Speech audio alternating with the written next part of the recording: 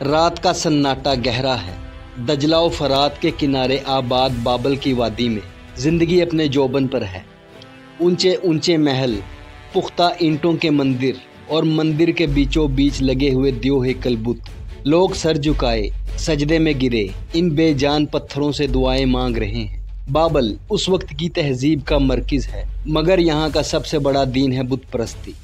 یہ وہی زمانہ ہے جو حضرت نوح علیہ السلام کے طوفان کے بعد آیا۔ وقت گزرا، نسلیں بدلیں اور انسان ایک بار پھر اس شرک میں ڈوبنے لگا جس سے اللہ نے انہیں کئی بار نکالا تھا۔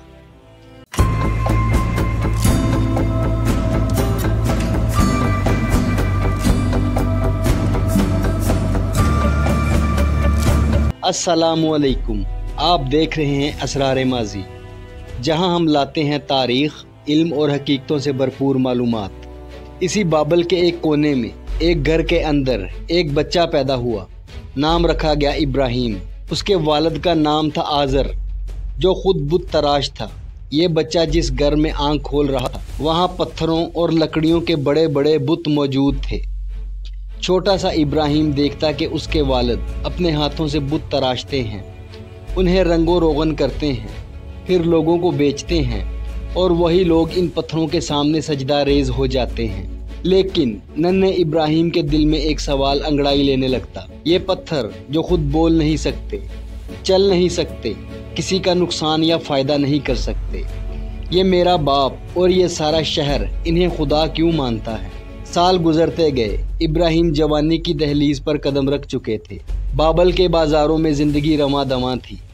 لوگ اپنے دیوتاؤں کے جلوس نکالتے، مندر کے غل غپاڑوں میں گھروں سے گھنٹیاں بجتی، مگر ابراہیم کی سوچ دن بدن گہری ہوتی جا رہی تھی۔ ایک رات وہ تنہا کھڑے آسمان کو دیکھ رہے تھے۔ آسمان پر ایک چمکتا ہوا ستارہ نمودار ہوا۔ لوگ سمجھتے تھے یہ بھی خدا ہے۔ ابراہیم نے اپنے دل میں کہا، کیا یہ میرا رب ہے؟ لیکن کچھ ہی دیر میں ستارہ ڈوب گیا۔ ابراہیم نے سوچا، یہ کیسے خدا ہو سکتا ہے جو خود ہی غائب ہو جاتا ہے؟ دوسری رات چاند نکلا، اس کی ٹھنڈی روشنی زمین پر پھیل گئی۔ ابراہیم نے کہا، یہ میرا رب ہے۔ مگر جب صبح ہوئی تو چاند بھی غروب ہو گیا۔ پھر کہا، اگر میرا رب ڈوب جائے تو وہ رب نہیں ہو سکتا۔ تیسری رات سورج چمکا، اس کی تپش اور روشنی نے بابل کے ذروں کو جگمگا دیا۔ ابراہیم نے کہا، یہ تو سب سے بڑا ہے، شاید یہی میرا رب۔ لیکن شام ڈلی تو سورج بھی ڈوب گیا۔ تب ابراہیم نے اعلان کیا، میں ان سب چیزوں کو نہیں مانتا جو غروب ہو جائیں۔ میرا رب وہ ہے جس نے آسمان و زمین کو پیدا کیا، وہ جو کبھی نہیں ڈوبتا، کبھی نہیں مرتا۔ یہ اعلان چھپایا نہیں جا سکتا تھا۔ یہ آواز ابراہیم کے دل سے نکلی تھی، مگر اب یہ بابل کے گلی کوچوں میں گونجنے لگی، ایک ایسی آواز جس نے آنے والے وقت میں پوری انسانیت کی تاریخ بدلنی تھی۔ بابل کی گلیوں میں شور برپا ہے، لوگ اپنے معبودوں کو سجائے مندر کی طرف جا رہے ہیں۔ مجسمے، سنگ مرمر کے بت، لکڑی کے تراشے ہوئے دیوتا اور ان کے سامنے سر جھکاتے ہوئے انسان، یہ وہ مناظر ہیں جو ابراہیم روز دیکھتے، مگر ان کا دل دن بدن اس سب کے خلاف بغاوت پر اتر آیا تھا۔ ایک دن ابراہیم اپنے والد آزر کے پاس آئے۔ آزر پتھر کا ایک نیا بت تراش رہے تھے۔ ابراہیم نے سوال کیا، ابا یہ کس کام کا؟ آپ خود اپنے ہاتھوں سے اسے تراشتے ہیں اور پھر کہتے ہیں کہ یہ خدا ہے۔ یہ تو نہ سن سکتا ہے، نہ بول سکتا ہے، نہ کسی کی حاجت پوری کر سکتا ہے۔ آزر نے غصے سے کہا، ابراہیم تم جوان ہو گئے ہو لیکن پاگل ہو گئے ہو۔ یہ ہمارے آباء و اجداد کے معبود ہیں، ان پر شک کرنا گناہ ہے۔ مگر ابراہیم خاموش نہ ہوئے، ان کی زبان پر سچائی آ گئی تھی۔ وہ گلیوں میں نکل کر اپنی قوم سے کہنے لگے، یہ جنہیں تم پوجتے ہو یہ سب جھوٹے ہیں، یہ رب نہیں، رب تو وہ ہے جس نے تمہیں پیدا کیا ہے۔ قوم نے مذاق اڑایا، کسی نے کہا یہ نوجوان دیوانہ ہے، کسی نے کہا یہ ہمارے آباء کی روایت توڑنا چاہتا ہے، مگر ابراہیم ڈٹے رہے۔ ابراہیم علیہ السلام جوانی کی دہلیز پر قدم رکھ چکے تھے، فطرتاً سچے، نرم دل اور غور و فکر کرنے والے۔ وہ رات کے آسمان کو تکتے اور سوچتے کہ یہ ستارے کیسے جگمگاتے ہیں، یہ چاند کس کے حکم سے نکلتا ہے، یہ سورج کس کے اشارے پر دن کو منور کرتا ہے۔ یہ سوالات انہیں بچپن سے بے چین رکھتے تھے۔ اور ایک دن اللہ نے اپنی رحمت سے ان پر وحی نازل فرمائی۔ روایات کے مطابق حضرت جبرائیل علیہ السلام اللہ کا پیغام لائے اور حضرت ابراہیم کو نبوت سے سرفراز کیا گیا۔ حضرت ابراہیم پر واضح ہو گیا کہ ان کا رب وہی ہے جس نے آسمان و زمین کو پیدا کیا ہے، اور اب ان کا فرض تھا کہ وہ اپنی قوم کو اس کفر اور بت پرستی سے نکال لیں جس میں وہ ڈوب چکی تھی۔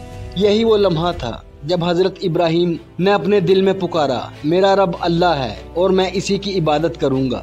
یوں اعلان نبوت کا آغاز ہوا۔ پھر آیا وہ دن، بابل کا سب سے بڑا تہوار۔ سب لوگ خوشی خوشی مندر کی طرف گئے۔ گاؤں اور شہر خالی ہو گئے۔ حضرت ابراہیم تنہا رہ گئے۔ وہ آہستہ آہستہ مندر میں داخل ہوئے۔ اندر بڑے بڑے بت قطاروں میں رکھے تھے۔ ان کے سامنے چڑھاوے، نذرانے، گوشت اور غلے کے ڈھیر لگے تھے۔ حضرت ابراہیم نے ایک کلہاڑا اٹھایا اور ایک ایک کر کے سب بتوں کو توڑ ڈالا۔ ان کے ٹکڑے زمین پر بکھر گئے، مگر سب سے بڑے بت کو نہیں توڑا۔ اس کے کندھے پر کلہاڑا لٹکا دیا۔ جب قوم واپس آئی اور مندر کا حال دیکھا تو چیخ اٹھے، ہمارے معبودوں کے ساتھ یہ کس نے کیا؟ کسی نے کہا، یہ کام ابراہیم کے سوا کسی کا نہیں ہو سکتا، وہ ہمیشہ ہمارے دیوتاؤں کی توہین کرتا ہے۔ حضرت ابراہیم کو بلا کر پوچھا گیا، ابراہیم یہ کام تم نے کیا ہے؟ حضرت ابراہیم نے اشارہ بڑے بت کی طرف کیا اور کہا، یہ کلہاڑا اس کے ہاتھ میں ہے، اس سے پوچھ لو، اگر یہ بول سکتا ہے تو تمہیں سب کچھ بتا دے گا۔ قوم شرمندہ ہوئی۔ وہ جانتے تھے کہ یہ بت بول نہیں سکتے، لیکن ان کا تکبر انہیں حق ماننے سے روکتا رہا۔ انہوں نے فیصلہ کیا کہ حضرت ابراہیم کو سخت سزا دی جائے۔ پھر وہ دن آیا جب بابل کے میدان میں ایک بہت بڑی آگ روشن کی گئی۔ لکڑیاں ڈھیر کر کے آگ کو اتنا بھڑکایا گیا کہ شعلے آسمان سے باتیں کرنے لگے۔ گرمی اتنی شدید تھی کہ لوگ قریب بھی نہیں جا سکتے۔ فیصلہ ہوا کہ حضرت ابراہیم کو منجنیق پر باندھ کر دور سے آگ میں پھینکا جائے۔ قوم اکٹھی ہوئی، ہر طرف تماشائی کھڑے تھے۔ فضا میں ایک ہی شور تھا، اپنے معبودوں کی توہین کرنے والے کو جلا دو۔ حضرت ابراہیم کو باندھا گیا۔ آسمان کی طرف نگاہیں اٹھی۔ اس لمحے انہوں نے اللہ کو یاد کیا اور دل میں کہا، حسب اللہ ونعم الوکیل، میرے لیے میرا اللہ کافی ہے اور وہی بہترین کارساز ہے۔ پھر حضرت ابراہیم کو آگ کے شعلوں میں پھینک دیا گیا، مگر یہ کیسا منظر تھا! آگ نے انہیں چھوا تک نہیں۔ اللہ نے حکم دیا، اے آگ ٹھنڈی اور سلامتی والی ہو جا ابراہیم پر۔ وہ آگ جو دوسروں کو جلا دیتی تھی حضرت ابراہیم کے لیے گلزار بن گئی۔ قوم حیران رہ گئی۔ جس آگ کو سزا بنانا چاہتے تھے وہ اللہ کے حکم سے معجزہ بن گئی۔ یہ واقعہ حضرت ابراہیم کی سچائی کی سب سے بڑی گواہی تھا، مگر قوم نے ایمان قبول نہ کیا۔ ہاں، حضرت ابراہیم کی عظمت پوری دنیا پر آشکار ہو گئی۔ حضرت ابراہیم علیہ السلام کی دعوت نے ان کے قریبی رشتہ داروں کو بھی متاثر کیا۔ انہی دنوں وہ ایک نہایت نیک، خوبصورت اور باحیا عورت سے رشتے میں جڑتے ہیں جن کا نام تھا سارہ۔ وہ نہ صرف ان کی شریک حیات بنی بلکہ زندگی کے ہر موڑ پر ان کا ساتھ دیا۔ لیکن قوم اپنی ضد پر ڈٹی رہی، یہاں تک کہ آگ کے امتحان کے بعد بھی حضرت ابراہیم علیہ السلام کو ہجرت کرنا پڑی۔ چنانچہ وہ اور سارہ اپنے رب پر توکل کرتے ہوئے عراق سے نکلے اور شام اور پھر مصر کی طرف کا سفر اختیار کیا۔ مصر میں اس وقت ایک جابر بادشاہ حکومت کرتا تھا۔ اس کی نظر بی بی سارہ پر پڑی، لیکن اللہ نے اپنی قدرت سے بی بی سارہ کو ہر برائی سے بچا لیا۔ بادشاہ ان کی عظمت اور پاکیزگی سے اتنا متاثر ہوا کہ اس نے اپنی لونڈی ہاجرہ ابراہیم کو ہدیے کے طور پر دے دی۔ بعد میں حضرت سارہ کی اجازت سے حضرت ابراہیم علیہ السلام نے حضرت ہاجرہ سے نکاح کیا۔ کچھ ہی عرصے میں حضرت ہاجرہ کے بطن سے اللہ نے حضرت ابراہیم کو ایک بیٹے کی خوشخبری دی، حضرت اسماعیل علیہ السلام۔ یہ وہ بیٹا تھا جس کے ذریعے ایک عظیم امت جنم لینے والی تھی۔ لیکن بڑھاپے کے وقت بھی اللہ نے حضرت سارہ کو محروم نہ رکھا۔ جب فرشتے حضرت ابراہیم کے پاس ایک پیغام لائے تو انہوں نے بی بی سارہ کو بتایا، اللہ تمہیں ایک بیٹے اسحاق کی بشارت دیتا ہے اور اسحاق کے بعد ایک پوتے یعقوب کی بھی۔ بی بی سارہ حیرت سے مسکرائیں، کیا میں بڑھاپے میں ماں بنوں گی؟ فرشتوں نے کہا، یہ اللہ کا حکم ہے، وہ سب کچھ کر سکتا ہے۔ یوں اللہ نے حضرت ابراہیم کو دونوں بیٹوں سے نوازا۔ اب آیا وہ امتحان جو رہتی دنیا تک یادگار رہے گا۔ اللہ نے حکم دیا کہ ابراہیم اپنی بیوی ہاجرہ اور ننھے اسماعیل کو ایک بے آب و گیاہ وادی میں چھوڑ آئے، وہ وادی جسے آج ہم مکہ مکرمہ کے نام سے جانتے ہیں۔ حضرت ابراہیم خاموشی سے انہیں وہاں چھوڑ کر واپس پلٹنے لگے۔ بی بی ہاجرہ حیران ہوئی اور بار بار پوچھنے لگی، ابراہیم ہمیں اس سنسان جگہ پر کیوں چھوڑ رہے ہو؟ حضرت ابراہیم خاموش رہے۔ پھر بی بی ہاجرہ نے کہا، کیا یہ اللہ کا حکم ہے؟ حضرت ابراہیم نے ہاں میں سر ہلا دیا۔ بی بی ہاجرہ نے صبر کے ساتھ کہا، اگر یہ اللہ کا حکم ہے تو پھر اللہ ہمیں ضائع نہیں کرے گا۔ دن گزرتے گئے، پانی ختم ہو گیا۔ حضرت اسماعیل پیاس سے بلبلانے لگے۔ بی بی ہاجرہ بے چین ہو کر 2 پہاڑیوں صفا اور مروہ کے درمیان دوڑنے لگی۔ 7 مرتبہ یہ سفر کیا اور پھر اللہ نے اپنی رحمت سے حضرت اسماعیل کی ایڑی کے نیچے سے پانی کا چشمہ جاری فرما دیا۔ یہ چشمہ تھا زمزم۔ بی بی ہاجرہ نے خوشی سے پکارا، زمزم یعنی رک جا رک جا۔ یوں یہ چشمہ ہمیشہ کے لیے جاری ہو گیا۔ یہ معجزہ نہ صرف ایک ماں کی دعا کا جواب تھا بلکہ آنے والی صدیوں کے لیے ایک نشان بھی تھا۔ آج بھی دنیا بھر کے حاجی صفا و مروہ کے درمیان دوڑتے ہیں اور زمزم پیتے ہیں۔ مکہ کی بے آب و گیاہ وادی میں وقت گزرتا گیا۔ ننھے اسماعیل بڑے ہو چکے تھے۔ بی بی ہاجرہ کی دعا اور زمزم کے چشمے کی بدولت وہ وادی آہستہ آہستہ آباد ہونے لگی۔ ایک دن اللہ نے حضرت ابراہیم کو حکم دیا، میرے گھر کی بنیاد رکھو تاکہ لوگ یہاں عبادت کے لیے آئیں۔ حضرت ابراہیم اپنے بیٹے حضرت اسماعیل کے ساتھ کھڑے ہوئے اور دونوں نے مل کر کعبہ کی تعمیر شروع کی۔ حضرت اسماعیل پتھر لاتے اور حضرت ابراہیم انہیں جوڑتے۔ جب دیواریں اونچی ہو گئیں تو ایک پتھر لایا گیا تاکہ حضرت ابراہیم اس پر کھڑے ہو کر تعمیر مکمل کریں۔ یہ پتھر آج بھی موجود ہے جسے مقام ابراہیم کہا جاتا ہے۔ جب کعبہ کی تعمیر مکمل ہوئی تو دونوں باپ بیٹے نے ہاتھ اٹھا کر دعا کی، اے ہمارے رب، ہم سے یہ عمل قبول فرما، ہمیں اپنا فرما بردار بنا اور ہماری نسل میں ایک ایسی امت پیدا کر جو تیری اطاعت گزار ہو۔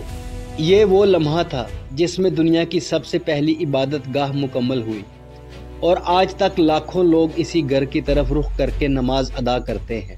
وقت گزرا، حضرت اسماعیل جوانی کی دہلیز پر قدم رکھ رہے تھے۔ حضرت ابراہیم اپنے بیٹے کو دیکھ کر خوش ہوتے، لیکن ایک رات خواب میں انہوں نے دیکھا وہ اپنے بیٹے کو اللہ کی راہ میں قربان کر رہے ہیں۔ یہ خواب بار بار آنے لگا۔ حضرت ابراہیم کو یقین ہو گیا کہ یہ اللہ کا حکم ہے۔ یہ ان کی زندگی کا سب سے بڑا امتحان تھا۔ انہوں نے بیٹے کو بلایا، بیٹے میں خواب دیکھتا ہوں کہ تجھے ذبح کر رہا ہوں، بتاؤ تمہاری کیا رائے ہے؟ حضرت اسماعیل نے مسکرا کر کہا، ابا جان، جو حکم آپ کو ملا ہے وہ کیجئے، آپ انشاءاللہ مجھے صبر کرنے والوں میں پائیں گے۔ یہ الفاظ سن کر حضرت ابراہیم کی آنکھوں سے آنسو بہنے لگے۔ دونوں نے اللہ کے حکم کے آگے سر جھکا دیا۔ میدان میں پہنچ کر حضرت ابراہیم نے بیٹے کو زمین پر لٹایا، آنکھوں پر پٹی باندھی تاکہ بیٹے کی معصوم صورت ان کے ہاتھوں کو نہ روکے۔ چھری گلے پر رکھی اور حکم خداوندی پر عمل کرنے ہی والے تھے کہ اللہ کی آواز آئی، اے ابراہیم، تم نے خواب سچا کر دکھایا۔ یہ ایک عظیم امتحان تھا۔ پھر اللہ نے حضرت اسماعیل کی جگہ ایک عظیم دمبا بھیج دیا۔ وہ دمبا ذبح کیا گیا اور قربانی کی سنت رہتی دنیا تک زندہ کر دی گئی۔ یہ امتحان کامیابی سے گزرنے کے بعد اللہ نے حضرت ابراہیم کو سب سے بلند مقام دیا۔ وہ خلیل اللہ یعنی اللہ کے دوست کہلائے۔ ان کی زندگی قربانی، اطاعت اور توحید کی عملی تصویر تھی۔ انہی کے عمل کی یاد میں آج ہر سال دنیا بھر کے مسلمان عید الاضحیٰ مناتے ہیں اور قربانی کرتے ہیں۔ حضرت ابراہیم علیہ السلام نے کعبہ تعمیر کر کے اپنی اولاد کو اللہ کی راہ میں قربان کرنے کی نیت کر کے اور ہر حکم کے آگے سر جھکا کر ایک ایسی مثال قائم کی جو قیامت تک انسانوں کو صبر، قربانی اور اطاعت کا سبق دیتی رہے گی۔ سال گزرتے گئے، وہ ابراہیم جو جوانی میں بتوں کے خلاف کھڑے ہوئے تھے، جو آگ میں ڈالے گئے تھے، جو وادی مکہ میں اپنے اہل خانہ کو چھوڑ آئے تھے، اب بڑھاپے کی عمر کو پہنچ چکے تھے۔ سفید داڑھی، چہرے پر نور اور آنکھوں میں سکون۔ یہ وہ بڑھاپا تھا جو اللہ کی عبادت اور قربانیوں سے بھرا ہوا تھا۔ وہ اکثر تنہائی میں بیٹھ کر اللہ کو یاد کرتے، اپنی لمبی زندگی پر نظر ڈالتے اور شکر ادا کرتے کہ اللہ نے انہیں عظیم امتحان میں کامیاب کیا۔ حضرت ابراہیم کی سب سے بڑی خوشی یہ تھی کہ اللہ نے بڑھاپے میں بھی انہیں 2 نبی بیٹے عطا کیے، حضرت اسماعیل علیہ السلام جن کی نسل سے آخری نبی حضرت محمد صلی اللہ علیہ وآلہ وسلم آنے والے تھے، حضرت اسحاق علیہ السلام، جن کی نسل سے حضرت یعقوب اور بنی اسرائیل کا سلسلہ آگے بڑھا۔ یوں حضرت ابراہیم اپنی آنکھوں سے دیکھ چکے تھے کہ ان کی دعائیں رنگ لائیں اور ان کی نسل نبوت کے میناروں سے منور ہوئی۔ حضرت ابراہیم بڑھاپے میں بھی لوگوں کو اللہ کی طرف بلاتے۔ ان کی زبان پر ہمیشہ یہ دعا رہتی، اے میرے رب، مجھے اور میری اولاد کو نماز قائم کرنے والا بنا اور میری دعا قبول فرما۔ ایک دن وہ اپنے بستر پر لیٹے تھے، ماحول پرسکون تھا، بیٹے اور پوتے قریب بیٹھے تھے۔ اچانک کمرے میں ایک نورانی روشنی پھیلی۔ یہ موت کا فرشتہ تھا جو اللہ کے حکم سے آیا تھا۔